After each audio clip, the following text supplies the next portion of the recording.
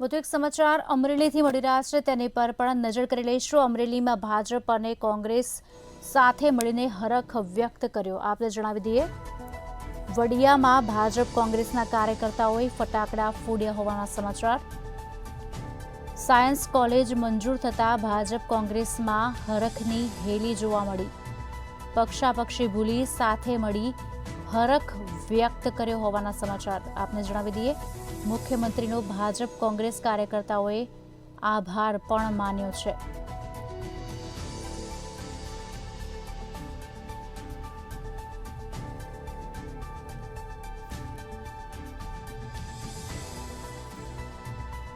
વડિયામાં ભાજપ કોંગ્રેસના કાર્યકર્તાઓએ ફટાકડા ફોડ્યા।